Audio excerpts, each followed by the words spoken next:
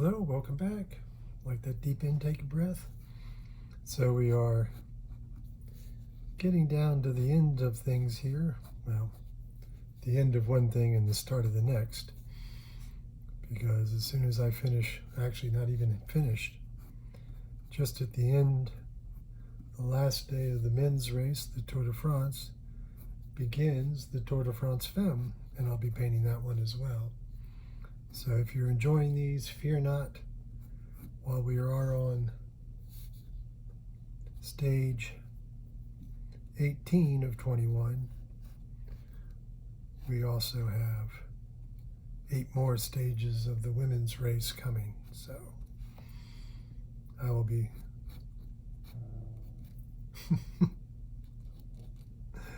apparently Pippin isn't happy about that.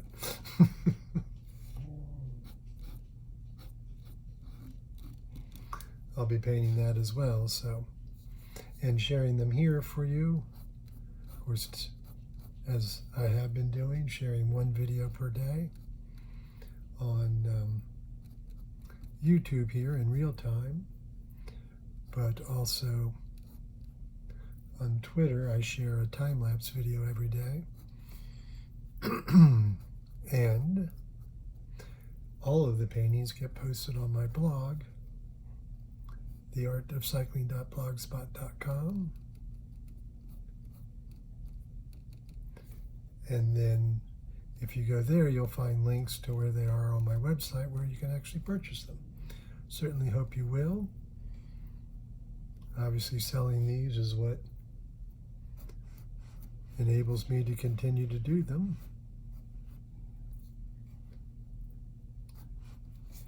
So I don't think I've ever talked about how this whole thing got started. So I've always said that all my great ideas are Bridget's, my wife. She's the clever one in the group. I'm just good at following through with her ideas and smart enough to listen to them. But I was watching the Tour de France back in 2012. So what is that, 11 years ago? And it's like, I can't just sit here in the middle of the day and watch TV. This is just, goes against my normal psyche, my work ethic. And she said, well, got an idea.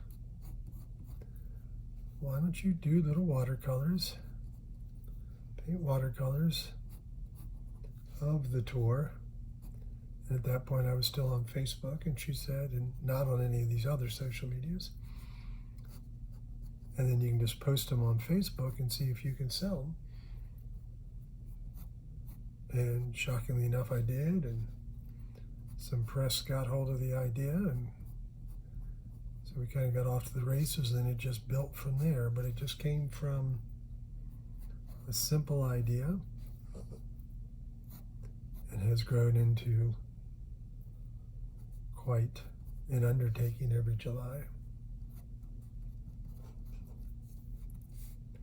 And her idea for me to start this YouTube channel, her idea for me to be on Twitter where most of the interaction happens.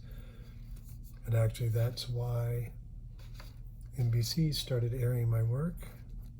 This year they've aired it twice. The past couple of tours, they've aired one every day of the time-lapse videos. So it's just all because I was on Twitter. They reached out to me, and that's how that got started.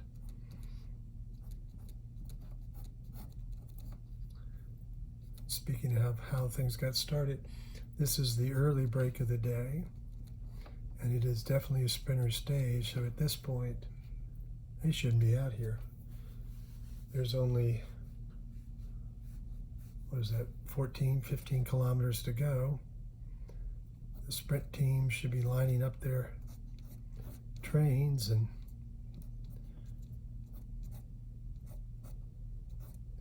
ready to make this all happen for their sprinters. But Lotto Destiny is trying to spoil the party. Well, not only Lotto Destiny, but UnoX and Sidel Quickstep. It's so hard for me to remember to call them Sidel Quickstep, because it used to be Lotto Sidel, and then Lotto now is Lotto Destiny, and teams have changed sponsors. And I get confused at times, and even Trek Segafredo, it's been Trek Segafredo for, I think they said 15 years, but now they've changed sponsors too, and they are Lidl Trek. So keeping up with the changes is always a little entertaining as well. But these guys, at this point, are holding off. They have 3 of them. Campanats, actually, that's Campanats, and Asgreen and Abrams have all been off the front since the very start. And then Acorn, who got chewed out by, this image over here is getting chewed out by the green jersey wearer of Jasper Philipsen for, I think he got chewed out for a dangerous pass. He went off-road and popped back onto the road just before he slammed into a parked van, but cut off Philipsen's teammate enough that his teammate almost fell, and he did that right at the very front of the peloton. I forget which of the, I think it was Paris-Nice, where a rider did something simply and ran out of road and swerved back to miss the grass as the road surface changed, and just came straight across the front of the peloton, blowing everybody.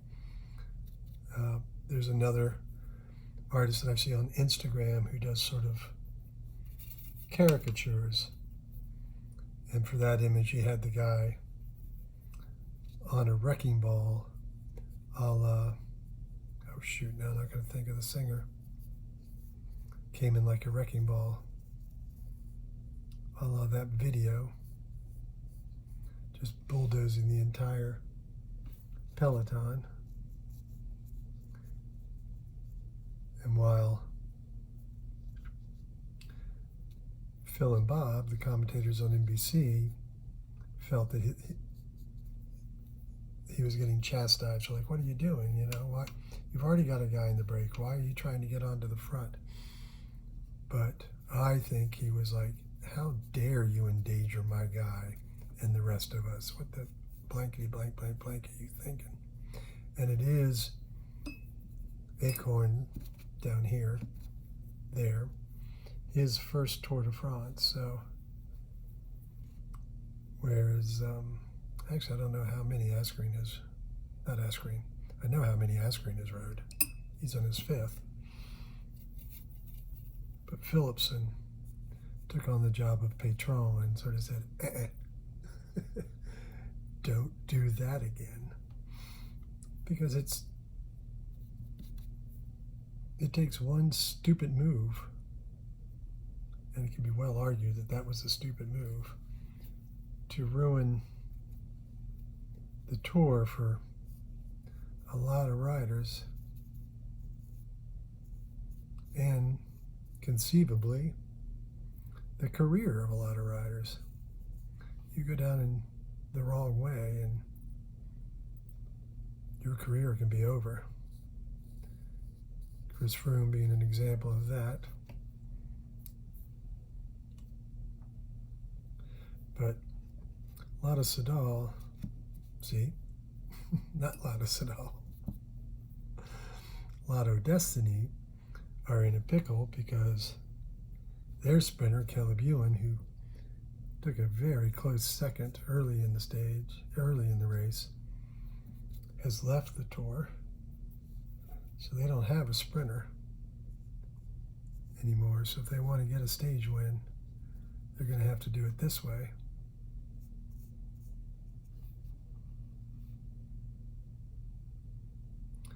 So as always, working my way through the palette.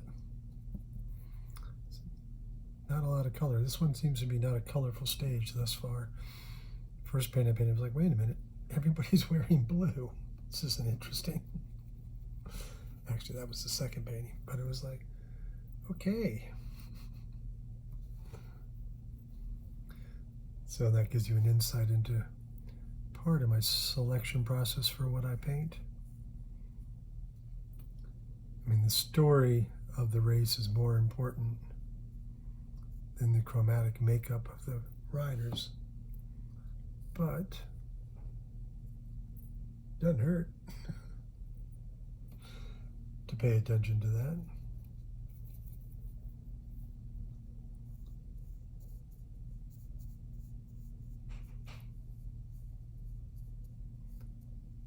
So I think I've talked about it before that I had set this criteria of not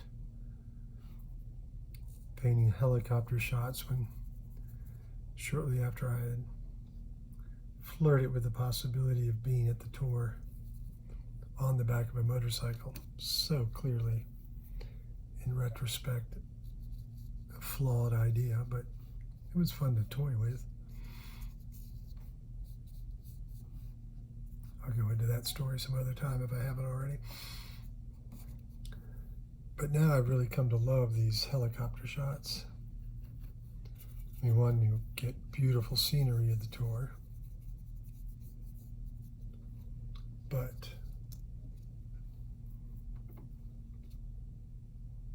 you also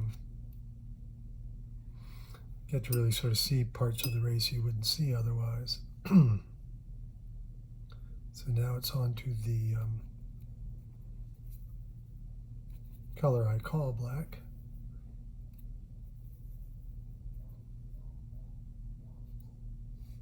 We'll start up here with Abramson's shorts.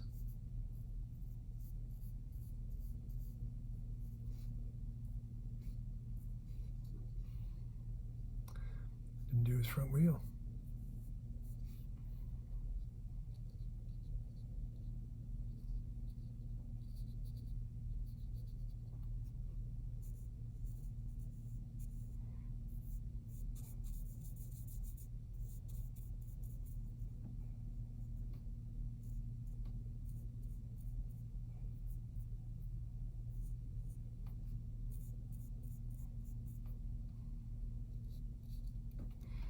I don't think I've mentioned in a while, so I will, that these paints are called St. Petersburg Yarka. I get them through Richson Art, which is a US-based company in Wisconsin. I've been using their paint sticks, and you will see, if you dig into the videos here some, you'll see a lot of my paint stick paintings being worked on, and I've started with some new mixed media using block printing combined with the paint sticks. So creating my own stamps and then painting them. But the paint sticks are made by this company, which is how I discovered them, and then through a series of events, they sponsored me, and now they have sent me these watercolors and the brushes. I'll put a link, I'll put their website up, so if you want to go check them out, you can.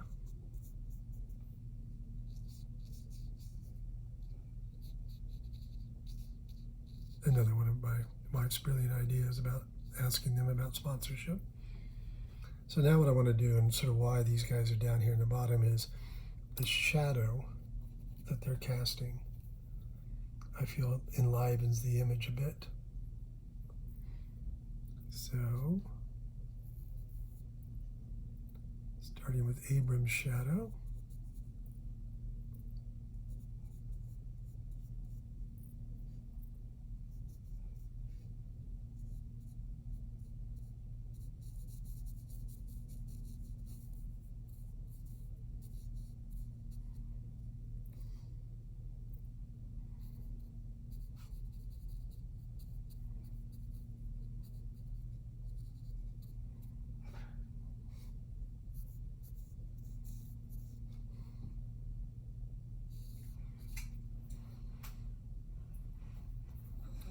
Sorry, I gotta concentrate on this. I can't always paint and talk at the same time.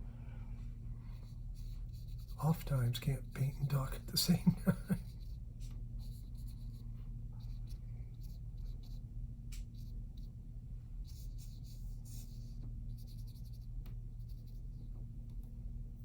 So see how those shadows now took this image all the way up to the top of the page.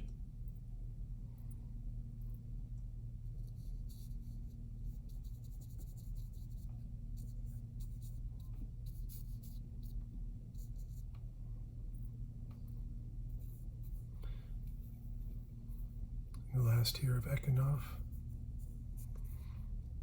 who is writing his first tour, which may be why he got the lecture he got. All right, so now this is a wide road stripe there. Don't know why it's so wide, but just get a little more water on the brush.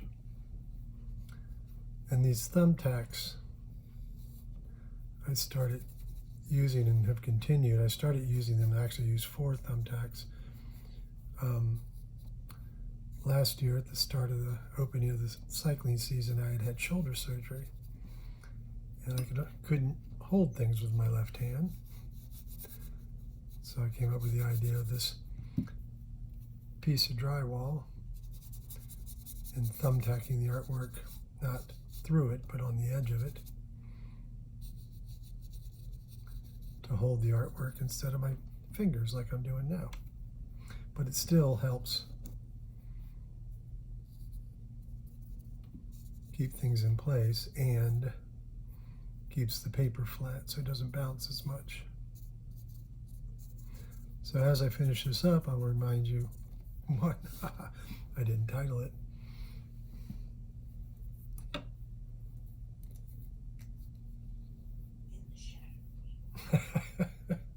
That's a good one.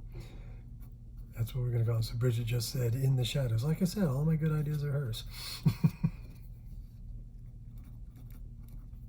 I thought she was resting, but they're popping in at the right moment, the right title.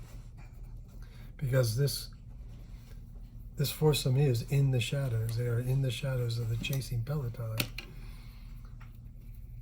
You can almost see them, and there's a minuscule chance they'll stay away.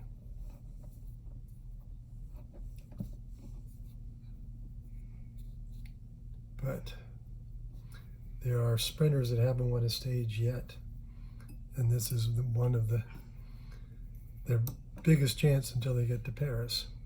So I don't think they're going to let these guys stay out. So all the paintings are posted at my blog, theartofcycling.blogspot.com. There you will find direct links over to my website where you can purchase each piece in each blog post, or you can just go to gregleach.com and search the Tour de France gallery, and you'll see, I think we're roughly 125 paintings worth, about 80 of which are sold, but I mean, no, other way around, about 80 of which are left. But anyway, thank you for taking time to watch. Love to hear what you think. And if you're not a subscriber, we really appreciate you subscribing. Thank you.